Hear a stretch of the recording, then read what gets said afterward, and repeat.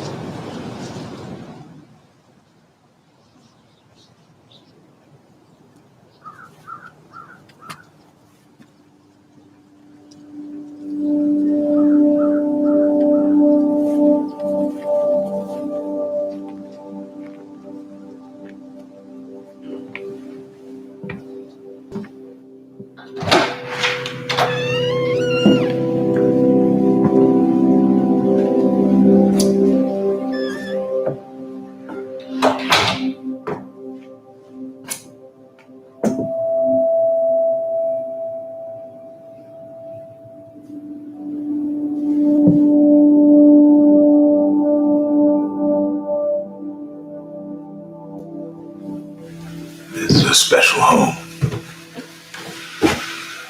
a special piece of American land. I'm surprised it's still here. This isn't a set. We're in Tennessee, in the hills above Lynchburg. I want to tell you a story, true story. Over 160 years ago, the sight of steam and smoke curling into the sky just around that bend meant one thing to the people of Lincoln County. It meant the man they called Nearest Green was hard at work, making the finest whiskey ever to come out of these hills. He took the same elements available to anyone else: earth, fire, water. He added generational skill, success, surely some failure. He put in everything he had. Most of all, he put in his heart. He created a spirit, an essence.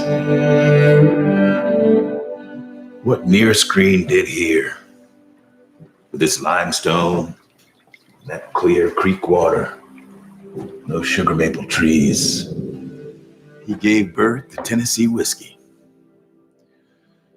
The technique Nearest perfected of filtering his whiskey through charcoal made from sugar maple trees is still revered 2 centuries later as the Lincoln County process. His unique approach was most likely passed down to him from West Africa, where people historically filtered their water through charcoal to purify it. This single innovation in Nearest's hands would become the defining distinction between Tennessee whiskey and Kentucky bourbon. Friends and family called him Uncle Nearest, the first African-American master distiller on record, the founding father of Tennessee whiskey. His story went missing, untold for quite some time. Why? It's complicated. But what's important is that the truth has finally found the light, as it always does. Nearest's given name was Nathan Green. He was thought to have been born in Maryland sometime around 1820. We don't know a lot about his early life, but we do know that in the mid-1800s, he began to work on a farm here in Tennessee. This farm. Nearest Green was a slave here, and later a free man. This farm belonged to a man named Dan Call, a preacher. Well, Reverend Call wasn't only a preacher. He had a little side hustle. Yeah, a whiskey distillery. And Nearest Green was the one doing the distilling. The whiskey he made was unique in its smoothness. People said it was the best around. But this isn't just a story about a master craftsman and an innovator. It's a story of a friendship. Around the mid-1850s, a young boy came to work on Dan Call's farm. White boy. Wasn't a privileged kid. Youngest of 10 siblings, motherless by 4 months old. Small for his age, but he wanted to work. And he helped the preacher out with whatever he could. But the constant smell of wood smoke and the mules and wagons shuffling back and forth up that hollow caught his attention. He wanted to know what the deal was with all that. Finally, the preacher gave in. He took him to meet Nearest. This is Uncle Nearest, he told him. The best whiskey maker I know of. And he asked Nearest to teach his new young apprentice everything he knew about distilling. Nearest took the boy under his wing, taught him well. They became good friends. As the boy got older, he started selling this special whiskey all around these parts and other towns, even to soldiers fighting in the Civil War. He was a natural-born salesman and entrepreneur. The 13th Amendment was ratified on December 6th, 1865. And soon after, Nathan Nearest Green was a free man. That boy, young man now, well, he purchased Dan Call's distillery and named it after himself. And of course, he asked his mentor and friend Nearest to be his first official master distiller. They kept making and selling great whiskey. And during this time, for a good many years to follow, Uncle Nearest's involvement was widely known. His family became one of the most prominent in the area, well respected for their talents and success.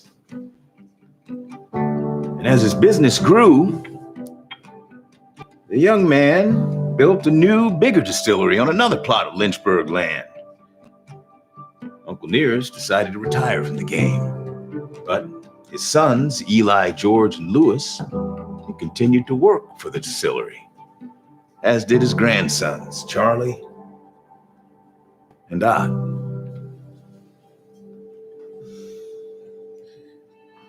And that chore boy, who came to be a brilliant businessman, never let his friendship with and respect for Nearest Green and his family go unnoticed. Even after he became one of the most famous whiskey makers in all the world. His legal name was Jasper. Folks around here in Lynchburg still call him Uncle Jack.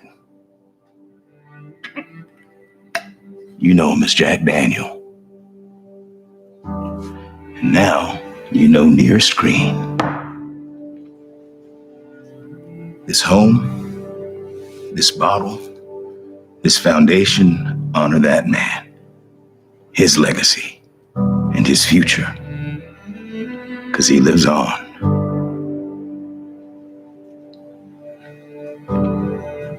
Uncle Nearest didn't just make great whiskey. He made history. And now you know that too. And to all those men and women whose stories remain untold, may their truth find the light.